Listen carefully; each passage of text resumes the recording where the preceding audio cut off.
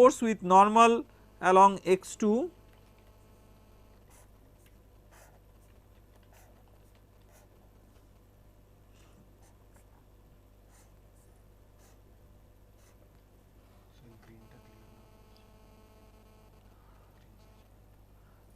So, here let us consider the bottom face. The bottom face has a normal of minus x2. So, if you consider tau ij, remember that here we are considering j equal to 1 component always, because we are considering only the force balance along x1 direction. Force balance along x1 direction means j equal to 1. But what is I? On this face, on the bottom face, I is equal to 2. So, it will be tau ij will be tau 2 1. Now, in what direction this tau 2 1 is acting? Because it is having a normal in the negative x2 direction, tau 2 1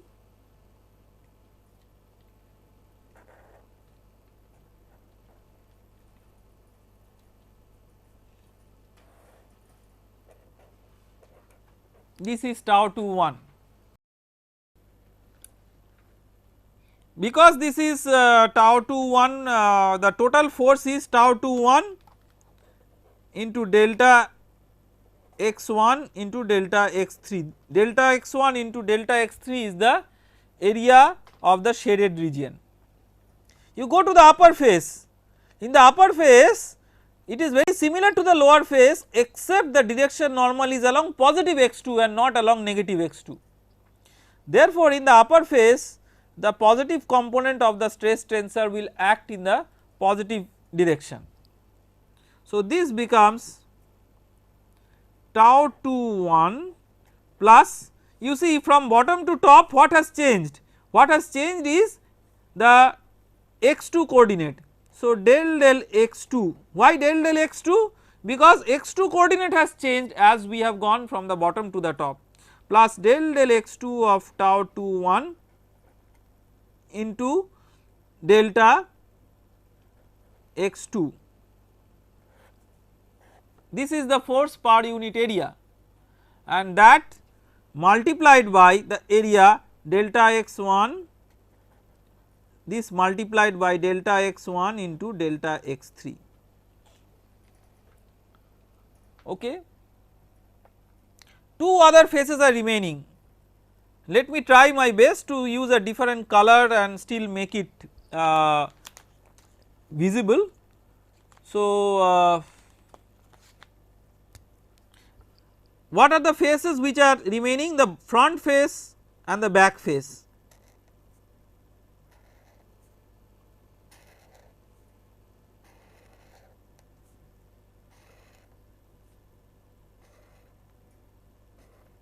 This is the back face, and then we have the front face.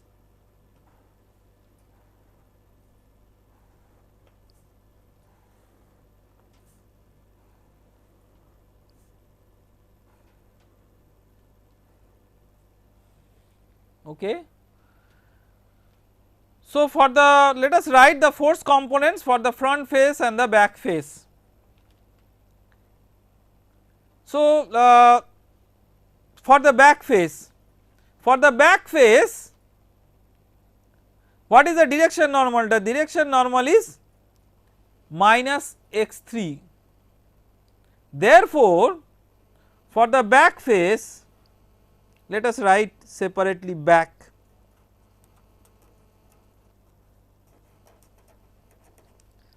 For the back face, the force is along the negative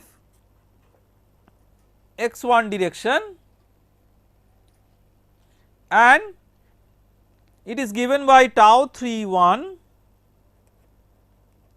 times, what is the area of the back face? The area of the back face is delta x1 into delta x2. In the front face,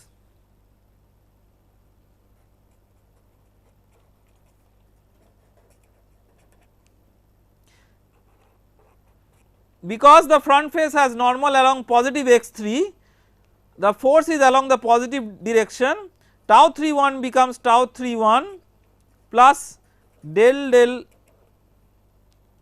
x3 of tau 31 into delta x3 into delta x1 into delta x2. So far we have represented only the surface forces. So let us write what is the sum total of the surface forces, what is the resultant surface force along I.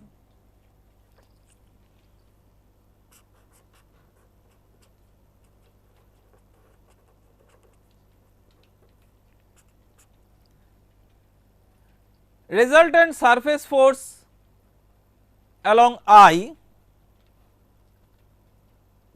before entering into the generalization of I, let us consider I equal to 1. So resultant surface force along x1 direction, resultant surface force along x1 direction. So first we consider the left face and the right face. So let us use the same color. So we are thinking of the resultant of this force and this force. So if you vectorially add these two forces, you will see one is along minus tau 11 delta x2 delta x3, this is there, another plus tau 11 delta x2 delta x3 is there. So these two get cancelled. So what remains is del tau 11 del x1 into delta x1 into delta x2 into delta x3. Then we consider the forces on the bottom and the top faces along x1. So we are interested to write a balance of this and this. So this is having minus tau 21 delta x1 delta x3, this is having tau 21 into delta del tau 21 del x2 into delta x2, that times delta x1 delta x3. So if you add these two vectorially, then tau 21 delta x2 delta x3, this one is cancelled by minus tau 21 delta x1 delta x3. So what remains is del tau 21 del x1 del tau 21 del x2 del tau 21 del x2 into delta x2 into delta x1 into delta x3. Let us write the similar thing for the front face and the back face.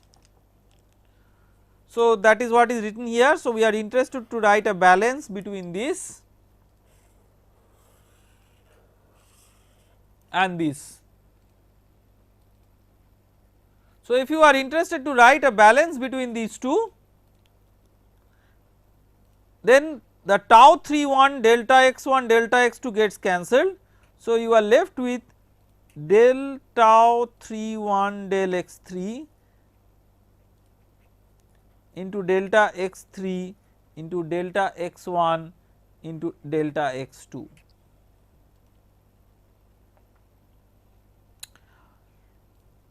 So these are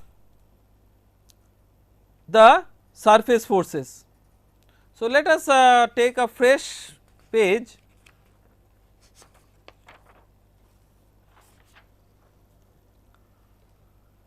Let us take a fresh page and write again the resultant surface force along 1.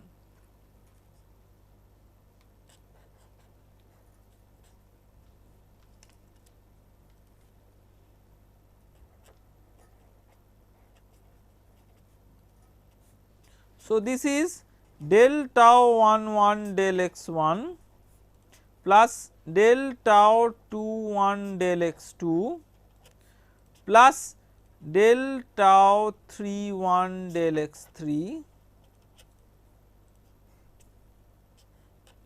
into delta x1 delta x2 delta x3. Now, let us try to learn this how to write this in a general tau ij notation. So, this we can write summation of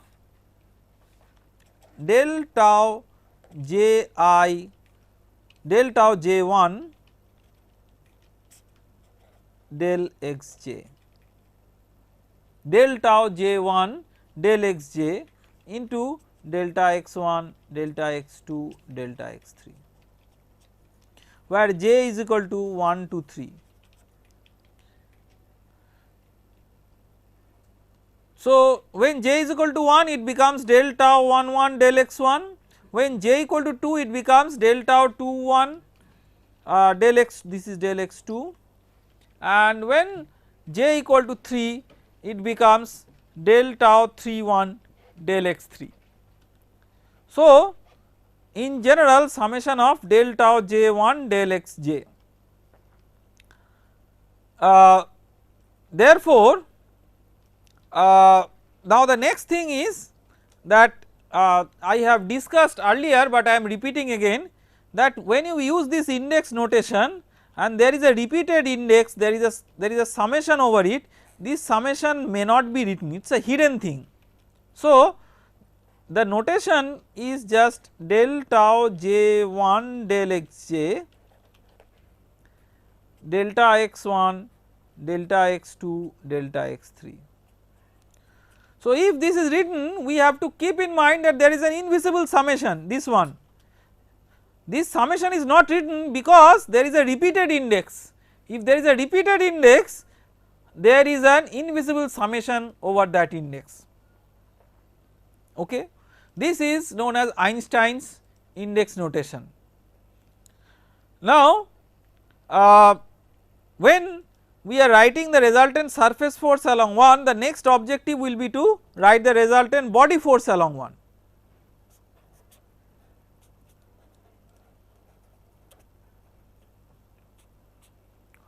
What is the resultant body force along one? What is the resultant body force along one? The resultant body force, let us say that B1 is the body force along one per unit mass. So, B1, let us write B1 is body force along x1 per unit mass. So, resultant body force along one, so you have to multiply B1 with the mass of the element. The volume of the element is delta x1 into delta x2 into delta x3 because it is just a rectangular element, that times the rho is the mass times B1 is the body force along one. So, the resultant force on the element along x1 is sum total of the body force and surface force. So, we write the mass of the element times acceleration along one is the resultant force along one, that is surface force along one plus body force along one. This is nothing but Newton's second law for a fluid element. So, when we write the mass into acceleration along one, so let us recall the components. What is the mass? Delta x1 into delta x2 into delta x3 times rho, this is the mass. What is the acceleration? What is the acceleration along one? This was derived during the discussion of the kinematics of flow. So, del u1 del t, this is the unsteady part plus u1 del u1 del x1 plus u2 del u1 del x2 plus u3 del u1 del x3.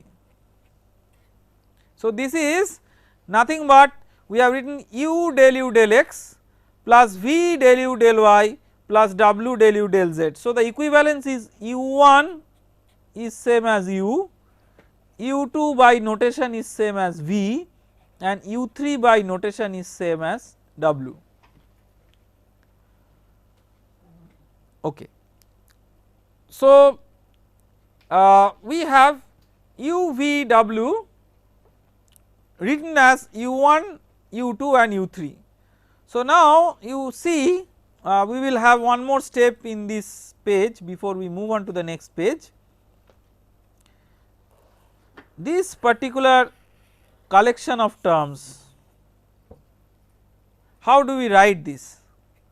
This we write as summation of uj del ui del xj, summation of uj del ui del xj. So, here I is equal to 1. So, summation of uj del u1 del xj, summation of uj del u1 del xj, j is equal to 1 to 3.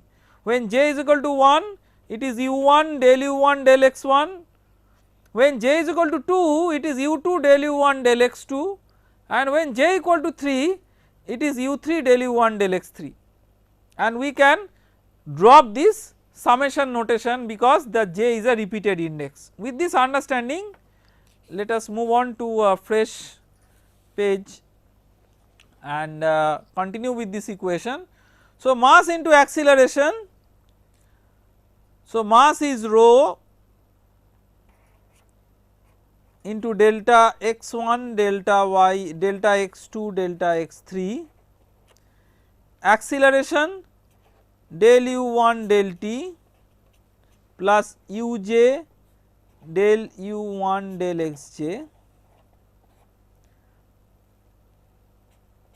The resultant force we are writing in the right hand side is del tau j1 del xj delta x1 delta x2 delta x3 plus rho b1 delta x1 delta x2 delta x3. So, we have written in the right hand side the first term is the surface force and the second term is the body force, and left hand side is the mass into acceleration. Now, we have not written the higher order terms because I mean you may well argue that there are higher order terms in the expression for this surface force, but we have not written. I mean if you want you can write plus higher order terms, but immediately we will take a limit as delta x1 delta x2 delta x3, these all tend to 0. If these tend to 0, then first thing we can do is that we can divide by delta x1 delta x2 delta x3 both sides, because these are not equal to 0, these are tending to 0 but not equal to 0, and in the higher order term the higher order terms will be 0 because in the limit that will be 0. So, we can write rho del u1 del t plus uj del u1 del xj is equal to del tau j1 del xj plus rho b1. This is force balance along which direction? This is force balance along the direction x1. So, instead of 1 we can have 2 or 3. So, let us say let us write the force balance along xi direction. If we write force balance along xi direction instead of the x1 direction, this 1 will be replaced with I. This 1 will be replaced with I if we are writing force balance along xi direction. So, it becomes, the equation becomes rho del ui del t plus uj del ui del xj is equal to del tau ji del xj plus rho bi.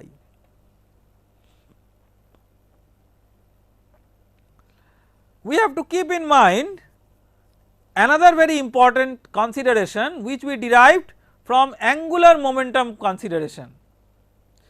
See, this Newton's second law that we are writing is essentially from linear momentum consideration. Now, we are trying to inbuild the considerations of angular momentum, and angular momentum consideration says that tau ij is equal to tau ji. This we derived in one of our lectures in the first day of this course.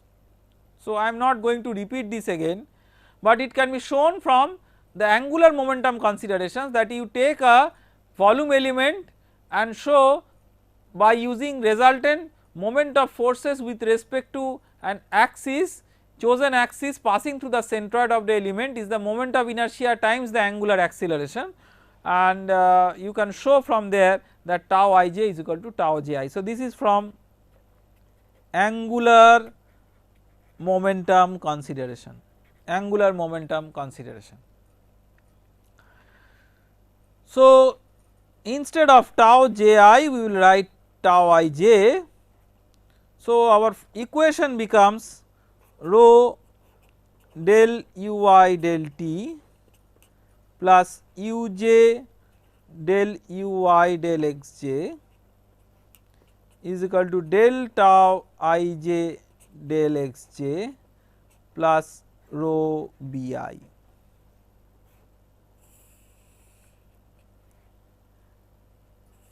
This equation is known as the Navier equation.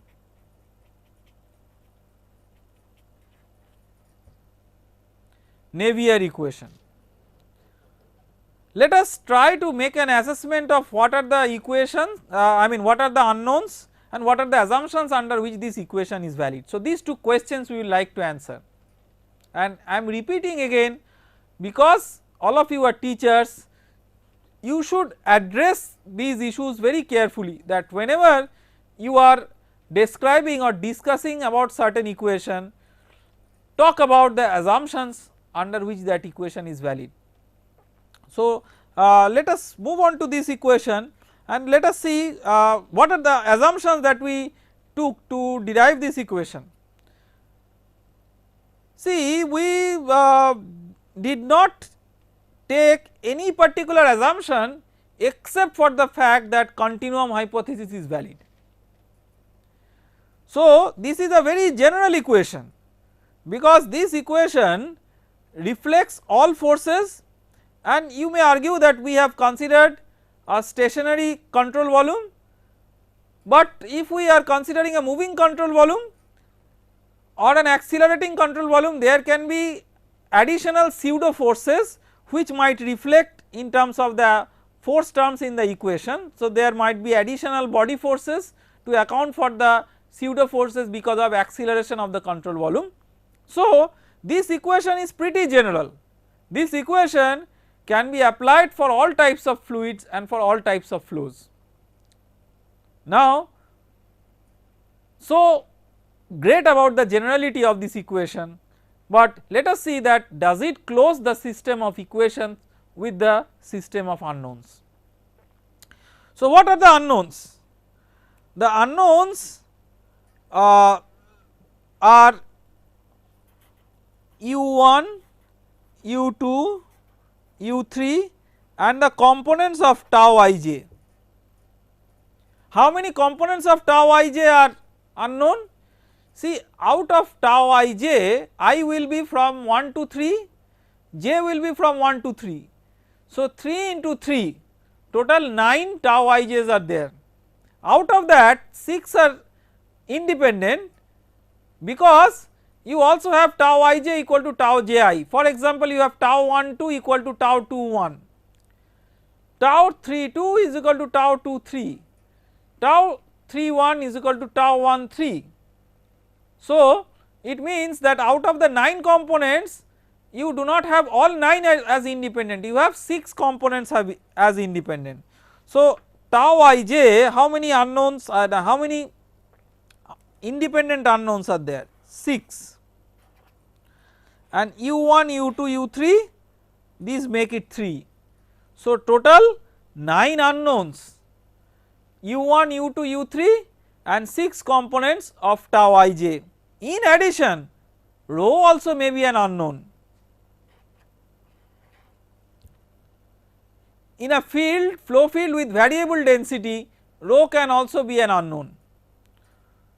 So if rho is an unknown, is another unknown, so you have 3 plus 6 plus 1, 3 plus 3 for u1 u2 u3, 6 for tau ij and 1 for rho. So 6 plus 3 9 plus 1 10 unknowns, 10 unknowns, but how many independent equations you have? You have 3 components I equal to of the Navier equation. You can have I equal to 1, which is the x1 component or the x component, I equal to 2, which is the x2 component or y component, I equal to 3, which is the x3 component or z component. So in this way you can have 3 components of this equation. In addition to that, you have the continuity equation, which always has to be satisfied. So you have 4 equations, you have 4 equations, you have 4 equations. So you have 4 equations and or 4 independent equations and 10 unknowns. So number of equations and number of unknowns do not match, and you need to have special considerations to match the number of equations with the number of unknowns.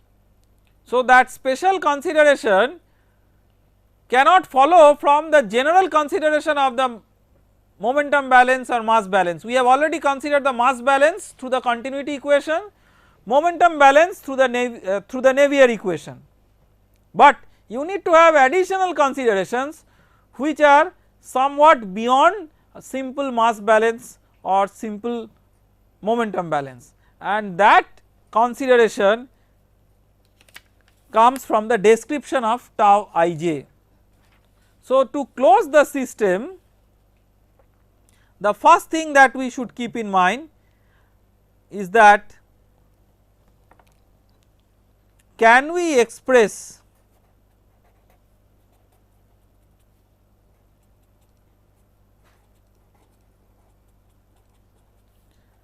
tau ij in terms of u1, u2, u3. Then one of the unknowns or some of the unknowns are expressed in terms of some other unknowns. Now we have to keep in mind that arbitrarily expressing tau ij in terms of u1, u2, u3 is not scientific consideration. So tau ij in general can be expressed in terms of what, like tau ij is a stress. So if you consider a solid, you are familiar with mechanics of solids. So for solids, tau ij you express in terms of what? For solids, tau ij you express in terms of the strain, the stress is expressed in terms of the strain. So for example, for linearly elastic solids you write the stress is linearly proportional to the strain for linear elastic solids, and this is what is the well known Hooke's law. So, this what is this Hooke's law? This is a constitutive behavior of linear elastic solids. So, what is the constitutive behavior?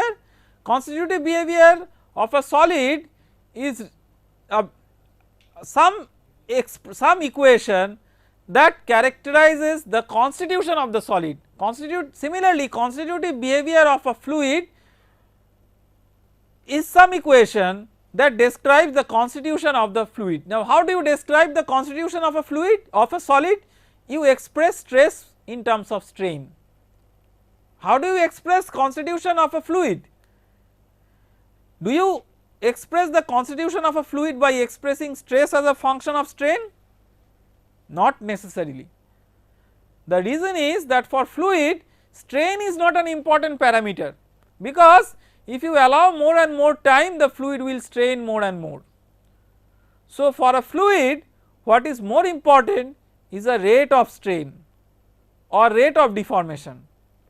So, for a fluid, what you will try to do, we will try to express the stress tau ij in terms of not strain but rate of strain, and rate of strain in fluid is expressed in general by the gradient del ui del xj,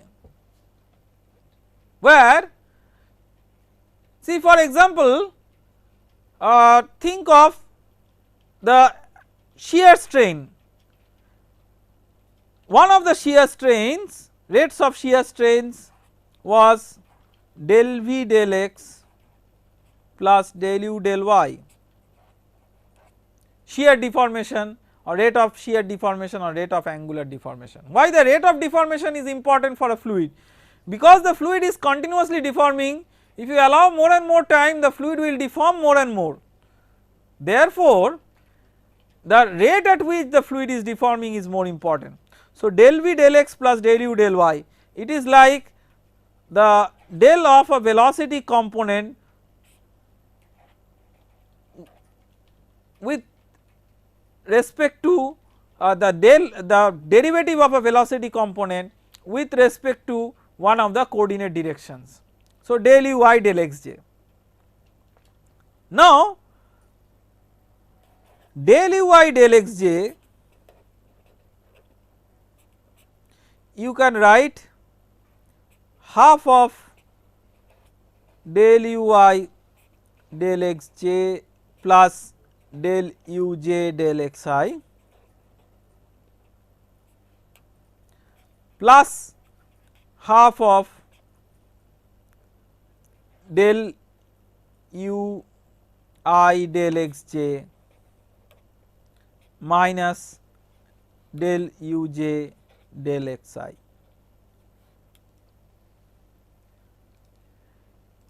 It is just writing A is equal to half of A plus B plus half of A minus B, right. So, it is just an identity, nothing new we have written, but this contains some physics. What is the physics that it contains? This in a flow del uy del xj plus del uj del xi, see this one, this term del v del x plus del u del y, this term is of the form del uy del xj plus del uj del xi. So, this relates to the deformation.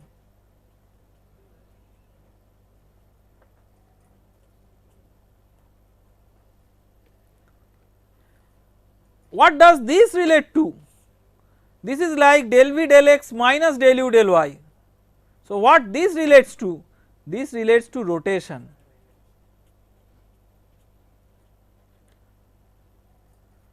So, the rate of deformation tensor, which is del uy del xj, or the velocity gradient tensor, not the rate of deformation tensor, can be written as a sum of a symmetric tensor Why it is a symmetric tensor? Because del uy del xj plus del uj del xi, if you swap I and j it becomes the same.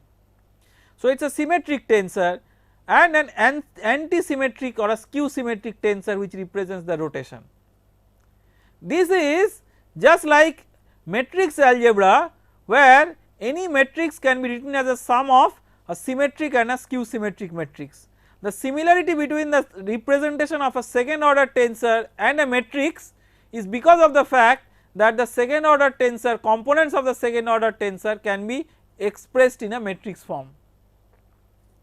So, without going into this mathematical rigor, we can clearly appreciate that if you are relating stress with the velocity gradient of a fluid, then this deformation that will be important, but not the rotation, because rotation itself does not give rise to stress, but deformation by itself gives rise to stress.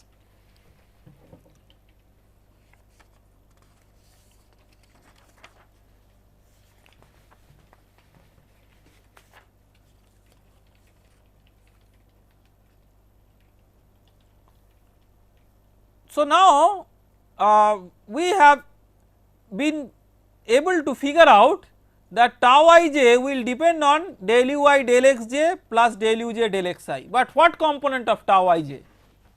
Remember that you can have stress in a fluid even if the fluid is not deforming, even if the fluid is not deforming. Del uy del xj plus del uj del xi, that is related to deformation. So, that is relevant when the fluid is deforming, but you can have a situation when the fluid is not deforming, and when the fluid is not deforming, then also you have tau ij, and where from that component tau ij comes? That comes from the pressure distribution on the fluid. So, we can write tau ij as a sum of two components.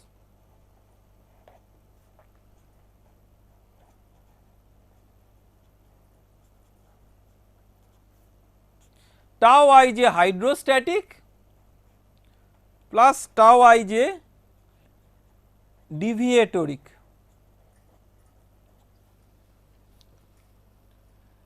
So, tau ij is equal to tau ij hydrostatic plus tau ij deviatoric. What is this hydrostatic business?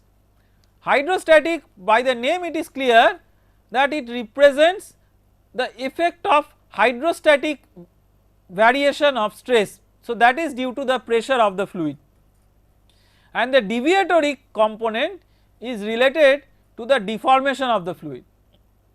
Okay. So, the hydrostatic component is related to the pressure distribution on the fluid, and the deviatoric component is related to the rate of deformation of the fluid. So, if the hydrostatic component, let us write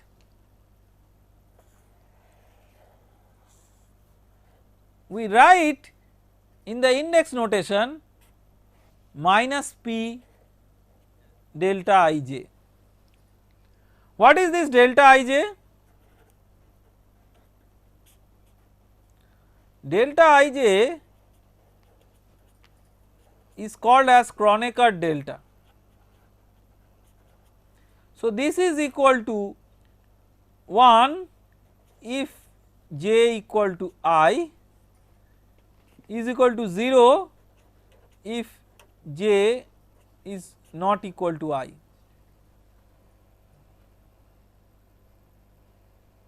So,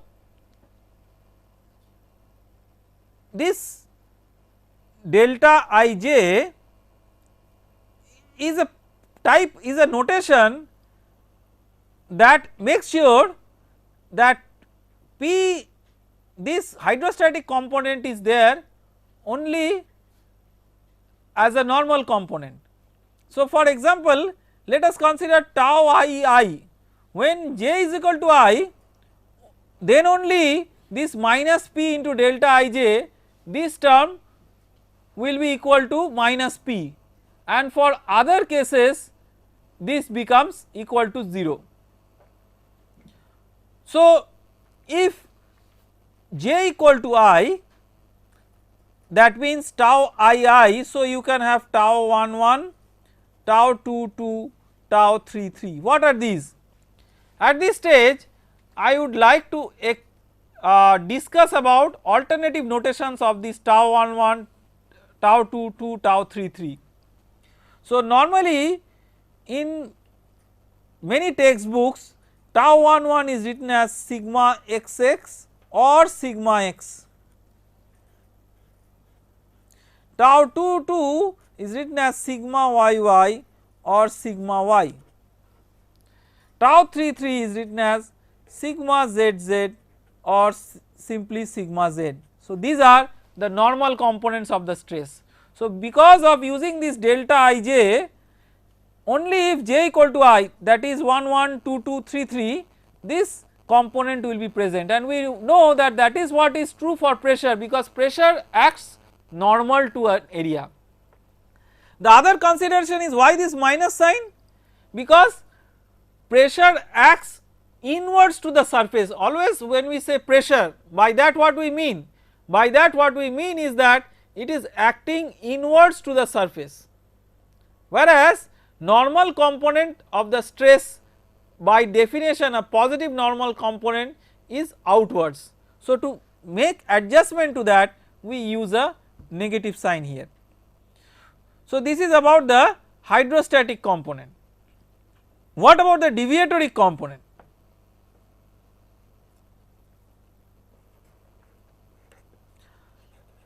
Tau ij deviatoric. Tau ij deviatoric is a function of del ui del xj plus del uj del xi. This much we know, but question is what kind of function? What kind of function of del ui del xj plus del uj del xi? It can be of any functional form. Now, how do you obtain that functional form?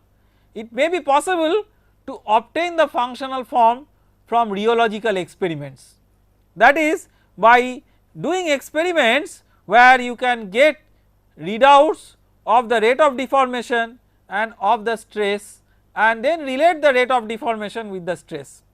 Now, there can be many complex fluids, and the relationship between tau ij and the rate of deformation can be of very complex nature, but we have to keep in mind that in engineering we are not always dealing with very complex fluids.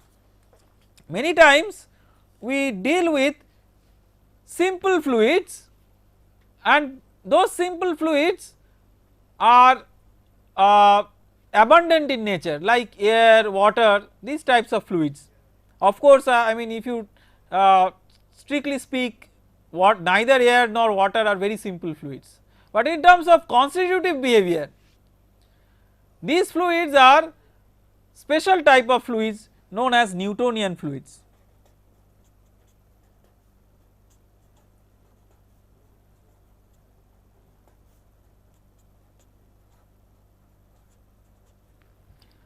Newtonian fluids mean that tau ij will be linear function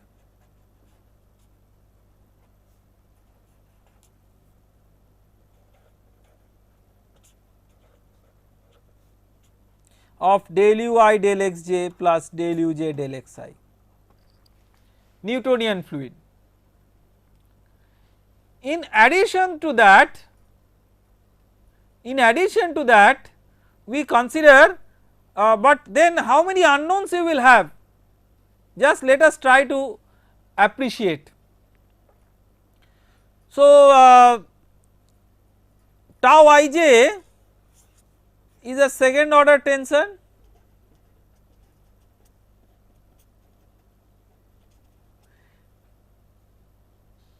here by tau ij we mean deviatory component of tau ij, and del uy del xj plus del uj del xi, this is also second order tensor, it requires 2 indices for its specification.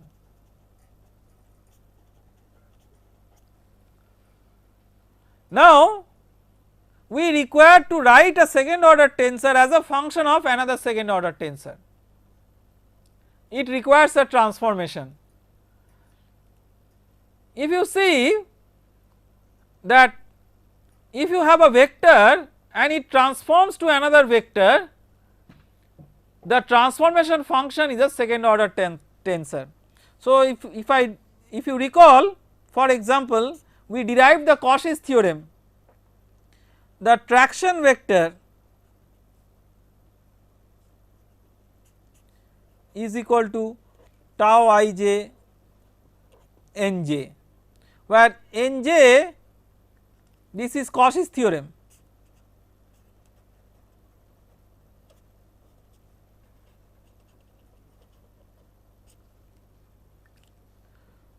So this is the traction vector,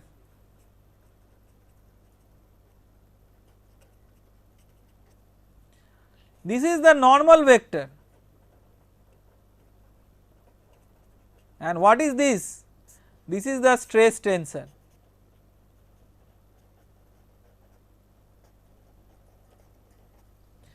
So the stress tensor, what it does? It maps the normal vector to a traction vector. So a second order tensor maps a vector onto a vector. Similarly, here we require a mapping that maps the rate of deformation to the stress tensor. Okay. So it requires a mapping of a second order tensor onto a second order tensor. What maps a second order tensor onto a second order tensor? A fourth order tensor maps a second order tensor to a second order tensor, just like a second order tensor maps a vector onto a vector, a fourth order tensor maps second order tensor to a second order tensor.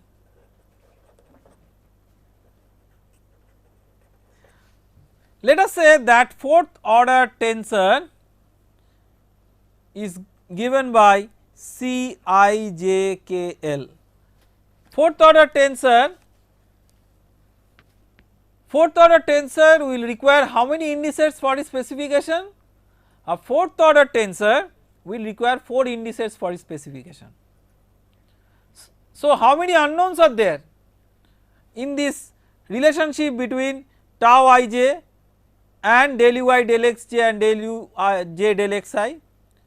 There are unknowns which are components ofCijkl, I equal to 1 to 3, j equal to 1 to 3, k equal to 1 to 3 and l equal to 1 to 3. So how many unknowns are there?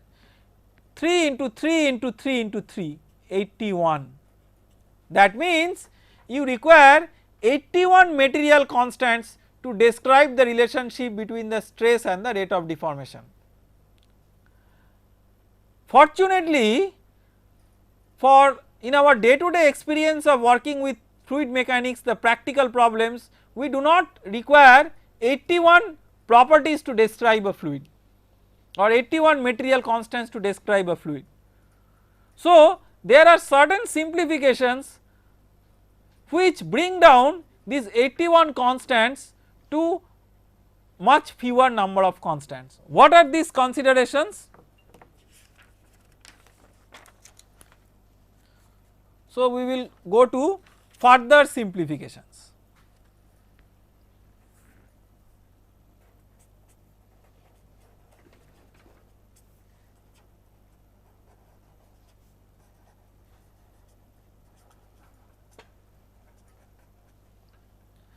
One is homogeneous fluid.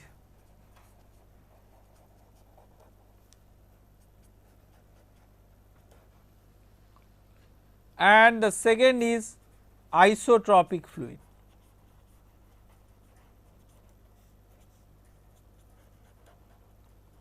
What do we mean by homogeneous fluid? By homogeneous fluid we mean that the fluid properties, or here the material constants, these fluid properties are not functions of position. That means these are invariant to the translation of the reference frame. What do we mean by isotropic fluid? That the fluid properties are at a given point are direction independent. That means these are independent of the rotation and reflection of the coordinate axis to describe the flow behavior. So, homogeneous plus isotropic means these material constants are invariant to rotation, reflection and translation of the coordinate axis. If that is so, then it can be shown, we are not going into that detailed derivation because it will require a lot of rigorous mathematical analysis. I want to skip that analysis, and it can be shown that for homogeneous isotropic fluid, these 81 constants boil down to 2 constants. Out of these 2 constants, one constant is called as lambda, which is the volumetric dilation coefficient. So, this lambda is related to the volumetric deformation.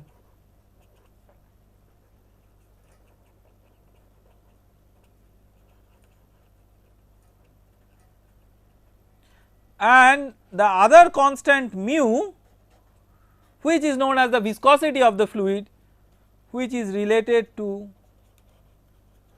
del ui del xj plus del uj del xi.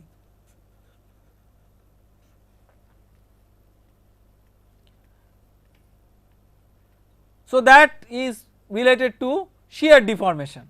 So, one constant is related to volumetric deformation, another constant related to shear deformation.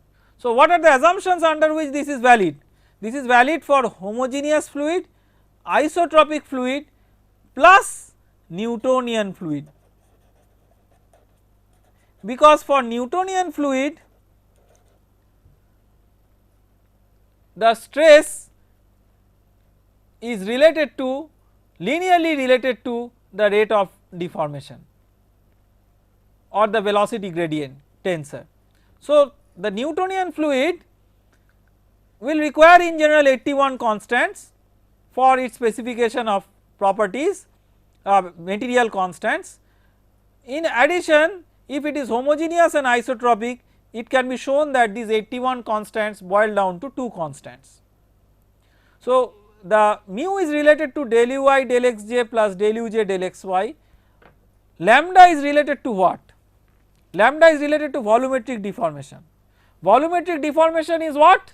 Rate of volumetric deformation, if you recall from kinematics, it is divergence of the velocity vector del dot v, or del u1 del x1 plus del u2 del x2 plus del u3 del x3, right.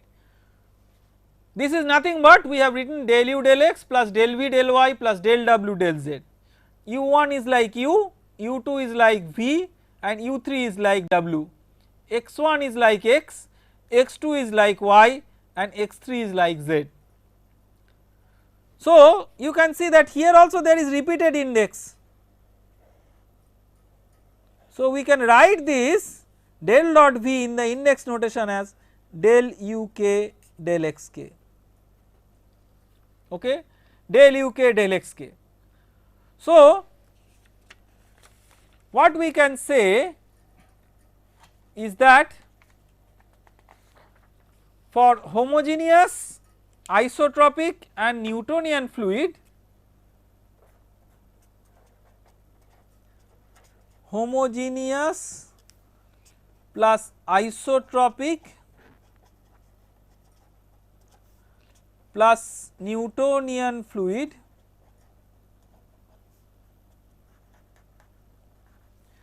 tau ij deviatoric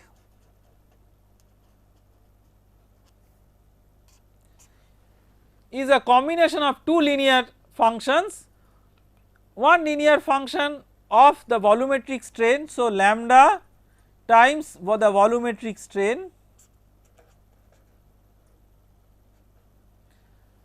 volumetric rate of deformation plus mu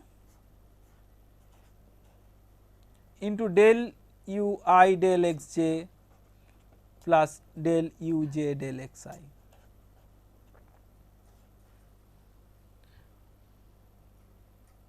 So, this is what is a generalization of the Newton's law of viscosity for homogeneous and isotropic fluids. We have to understand that as teachers we introduce the various laws at different levels to our students. Let us say, I just try to give you an analogy. Let us say that you have a little son or daughter and you want to introduce Ramayana or Mahabharata to that little son or daughter. So, what you can do to that little child, you will not definitely read out the original Ramayana and original Mahabharata, it will be totally uncomprehendable to this little child. So, what you will do? You will use some nice pictures and pictorial representation of a simplified form of Ramayana or Mahabharata, which in the market are available in the forms of books like Ramayana for children or Mahabharata for children. So, these are not original Ramayana and Mahabharata, these do not contain many details of Ramayana and Mahabharata, but these give the essential idea for a beginner. And then later at a later stage when the child grows up and at a matured age, if he or she wants to really study what is Ramayana or Mahabharata, he or she has to go through real Ramayana or real Mahabharata. Similarly, in fluid mechanics there is something called as fluid mechanics for children. What is fluid mechanics for children? Newton's law of viscosity. If you ask tau equal to mu du dy. So, a special version of this is tau equal to mu du dy. We can easily see that when you are having tau equal to mu du dy, let us consider tau 1 2 deviatoric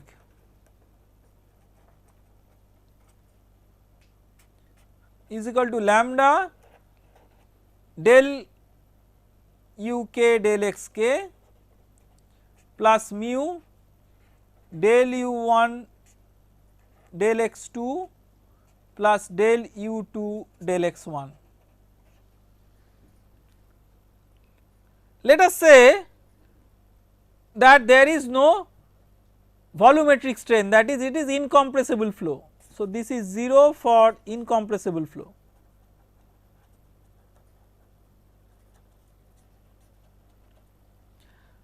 And let us consider a unidirectional flow. If you have a unidirectional flow, you have only one component of velocity and u2 is 0, unidirectional flow, unidirectional flow. So, then if you call this as tau, this tau 1 2 deviatoric, this is mu into del u1 del x2, u1 is u in other notation, del u1 del x2 sorry, u1 is u and x2 is y. So, tau is equal to mu du dy. We write du dy because u is a function of y only. So, instead of the partial derivative we write the ordinary derivative. So, this is just to tell that see that tau equal to mu du dy, which you teach your students as Newton's law of viscosity, is not actually the correct representation of Newton's law of viscosity. It is the correct representation of the Newton's law of viscosity only for a simplified case. So, as the students gain more and more experience in fluid mechanics and they enter into the detailed discussion on viscous flows, then for homogeneous and isotropic fluids, this version is a generalization of the Newton's law of viscosity. So, the first Newton's law of viscosity that you introduce to your children or introduce to your students in your first introductory lectures are Newton's law of viscosity for children, just like Ramayana for children, Mahabharata for children, that is Newton's law of viscosity for children. And later on when you get into more rigor of the subject, you must impress upon your student that the Newton's law of viscosity that your students have learned at the beginning are not incorrect, but they are not that representation is not the generalization of the Newton's law of viscosity. Okay. Now let us have a complete description of tau ij. We had a description of tau ij deviatoric and we must add the tau ij hydrostatic with that. So tau ij, let us write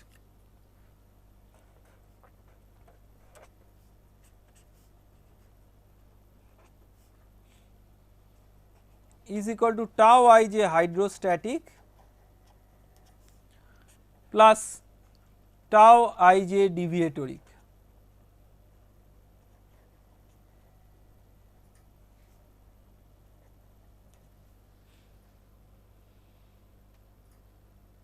So what is tau ij hydrostatic?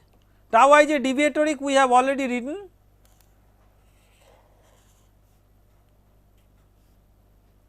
Lambda del u k del x k plus mu del u I del x j plus del u j del x I. What is tau ij hydrostatic? That is minus p delta ij. So total tau ij is equal to minus p delta ij plus lambda del u k del x k plus mu del u I del x j plus del u j del x I. So the total stress, what is the physical meaning of this equation? The physical meaning of this equation is the total stress is the sum total of two effects. One effect, if there is no deformation of the fluid, even if there was no deformation of the fluid, there could be a stress due to the pressure, which is the hydrostatic effect. And when there is deformation, in addition to the hydrostatic effect, there will be stress due to the deformation. One deformation due to the volumetric deformation and another due to the angular deformation. There will be no stress due to the rotational effects. So this is the understanding of the tau ij. The next concept that we will discuss is that what is this P? What is P?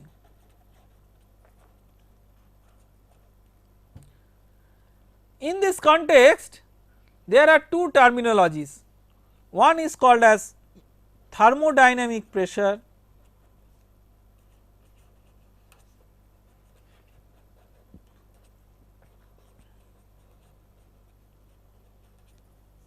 and another is called as mechanical pressure.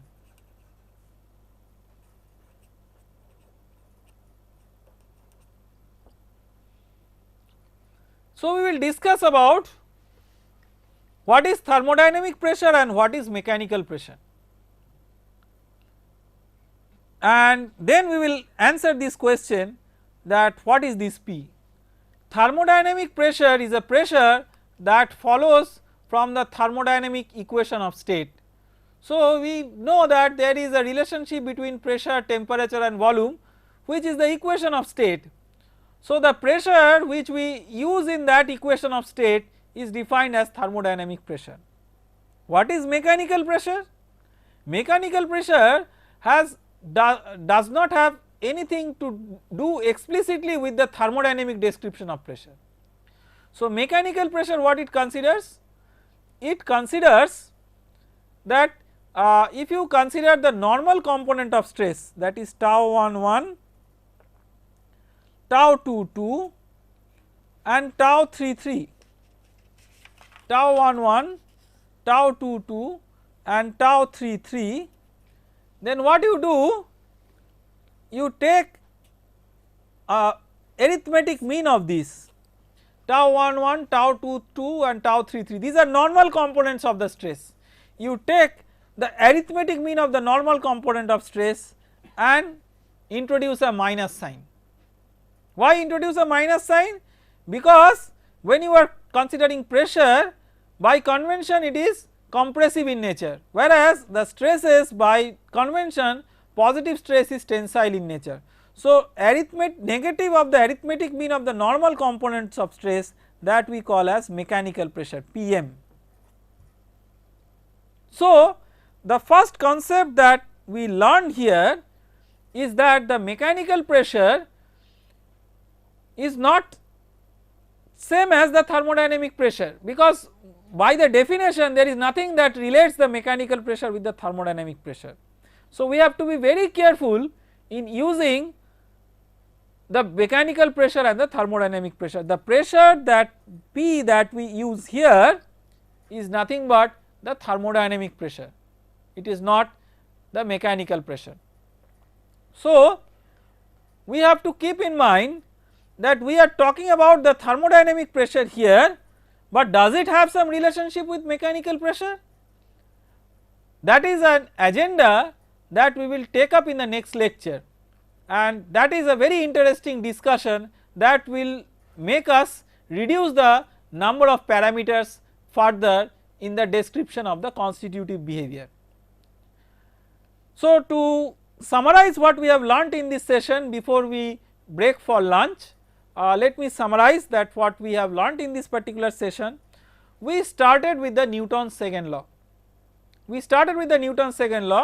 We remarked that Newton's second law straight away in Lagrangian concept cannot be applied to fluid flow description, where the description is mainly made with the help of Eulerian with an Eulerian description. So, when you have an Eulerian description, you have to keep in mind that you have to express things with respect to control volume, changes with respect to control volume, and when you have Lagrangian description, you are essentially having expression of change expressed in terms of a control mass system. So, when you express the control mass when you express the laws of motion which are valid for a control mass system, which are described originally for a control mass system, in terms of a control volume system you require a transformation, that is the Reynolds transport theorem.